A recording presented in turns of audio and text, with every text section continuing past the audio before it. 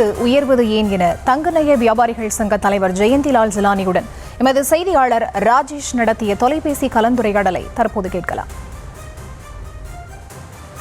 Sir, gold தினசரி புதிய உச்சத்தை தொட்டுட்டு இருக்கு. ஒவ்வொரு நாளும் நாங்க செய்தி போடுறோம், இன்றைக்கு புதிய உச்சத்தை தொட்டதுன்னு. ஆனா நேற்றைய ரெக்கார்டு இன்னைக்கு உடையுது. இது இப்படியே போயிட்டு இருந்தா இதுக்கு எப்பதான் சார் எண்டு? அதாவது முடிவில்லாத ஒரு தொடக்கம் தான், அதாவது தினம் தினம் ஒரு தொடக்கம் அப்படிங்கிற மாதிரி சொல்லலாம். அதனுடைய தேவைகள் மற்றும் அதன் மீது உள்ள நம்பிக்கைகள், அதன் மீது உள்ள முதலீடுகள் நாளுக்கு நாள் அதிகரித்து கொண்டு வருகின்றன. அதனால் இதற்கு முடிவே இல்லை என்றுதான் நிச்சயமாக சொல்லலாம். அதாவது தற்போது முடிவு சொல்ல முடியாத தூரத்தில் தங்கத்துடைய விலை உள்ளது. இதே மாதிரியான நிலைமைதான் நீடிக்குமா அப்படின்னு கேட்டீங்கன்னா கண்டிப்பாக இது மாதிரியான நிலைமை நீடிக்கும். இதற்கு முக்கிய காரணங்கள் அப்படின்னு பாத்தீங்கன்னா, முதல் காரணம் தற்போது அமெரிக்கா மற்றும் ஈரானுக்கு இடையே ஏற்பட்டுள்ள அந்த போர் பதட்டமான ஒரு சூழ்நிலை. இது உலக அளவில் பெரிய அளவில் பார்க்கப்படுகிறது. இரண்டாவதாக, இப்படிப்பட்ட போர் சூழ்நிலை ஏற்பட்டால் அமெரிக்காவுடைய பொருளாதாரம் மந்தமான மற்றும் வீழ்ச்சியை நோக்கி செல்லும். அப்படி செல்லும் பட்சத்தில் அமெரிக்க டாலருடைய மதிப்பு சர்வதேச அளவில் ஒரு பெரிய இழப்பை ஏற்படுத்தும். அந்த சர்வதேச அளவில் அமெரிக்க டாலருடைய மதிப்பு இழந்தால் அதன் மூலமாக பெரிய நாடுகள் எல்லாமே அந்நிய செலவணையாக வைத்துள்ள அமெரிக்க டாலர்களை தங்களுடைய நஷ்டத்தில் இயங்கக்கூடிய ஒரு சூழ்நிலை உருவாகும். அதை தவிர்ப்பதற்காக உலக நாடுகள் மற்றும் நாடுகளில் உள்ள மத்திய வங்கிகள் மற்றும் அரசுடைய கருவூலங்கள் பெருமளவில் தங்கத்தின் மீது முதலீடு செய்ய தொடங்கியுள்ளன. இதுவும் சர்வதேச சந்தையில் தங்கம் விலை உயர்வதற்கு ஒரு முக்கிய காரணமாக இருக்கிறது. அதனால் தற்போது இந்த எந்த அளவுக்கு உயரும் என்று சொல்ல முடியாத அளவுக்கு தங்கத்துடைய விலை உயர்ந்து கொண்டே செல்லும். சார், இப்ப நீங்க அமெரிக்கா, ரஷ்யா, அதே மாதிரி டாலர் அப்படின்னு நிறைய விஷயங்கள் பேசுறீங்க சார்.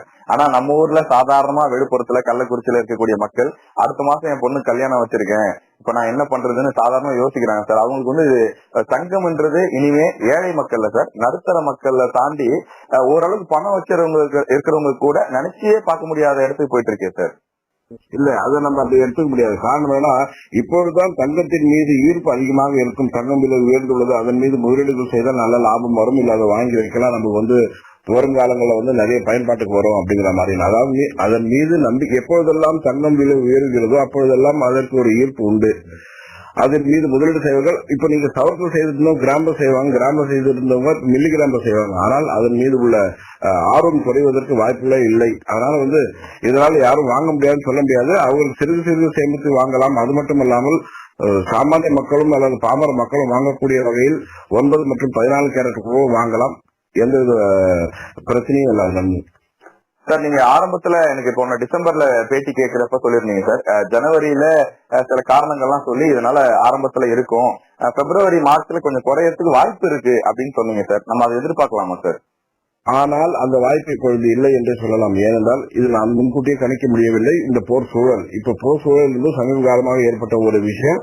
அதனால ஈரான் மற்றும் அமெரிக்காவுக்கு உண்டான அந்த போர் சூழல் பெரிய அளவில் உலக அளவில் பெரிய பொருளாதாரத்தில் பாதிப்பை ஏற்படுத்தும்.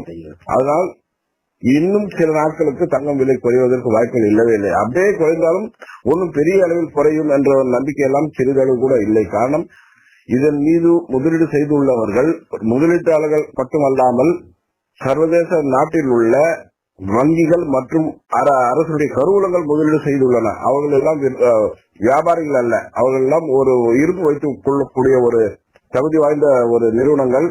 அதனால அது மறு விற்பனைக்கு தங்கம் வராது. அதனால் தங்கம் விலை எதிர்காலத்தில் பெரிய அளவில் குறைவதற்கு வாய்ப்புகள் இல்லை.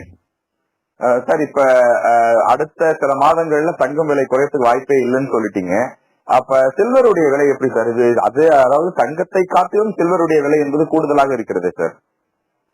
வெள்ளியினுடைய தேவை பெரிய அளவில் உள்ளது. தங்கம் ஒரு முதலீட்டு பொருளாகவும் அடுத்த ஒரு உலகத்துடைய ஒரு நம்பிக்கையான ஒரு கரன்சியாகவும் மட்டுமே தங்கம் இருக்கும். ஆனால் வெள்ளி என்பது ஒரு முதலீட்டு பொருளாகவும், இரண்டாவதாக அது பல தொழில்களுக்கு மூலப்பொருளாகவும் செயல்பட்டு வருகிறது. அதனால் அதனுடைய தேவை நாளுக்கு நாள் அதிகரித்துக் கொண்டுதான் செல்லும். ஏனென்றால் விஞ்ஞான வளர்ச்சி மற்றும் வெள்ளியினுடைய தேவைகள் பல தொழில்களுக்கு மூலப்பொருளாக இருப்பதன் காரணமாக வெள்ளியுடைய விலையும் குறைவதற்கு வாய்ப்புகள் அறவே இல்லை.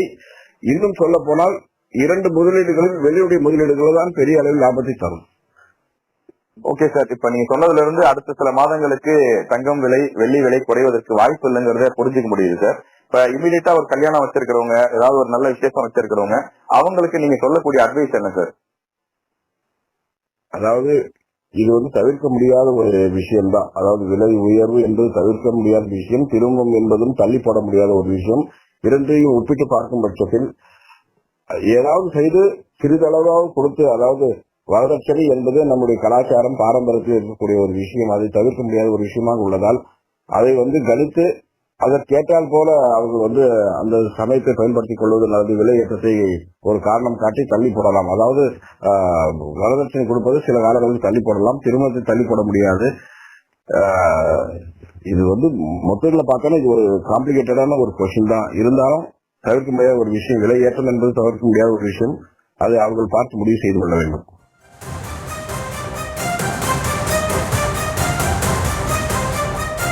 தங்கத்தின் விலை தொடர்ந்து உயர்வது ஏன் என தங்க நகை வியாபாரிகள் சங்க தலைவர் ஜெயந்திலால் சலானியுடன் எமது செய்தியாளர் ராஜேஷ் நடத்திய தொலைபேசி கலந்துரையாடலை தற்போது கேட்டோம்.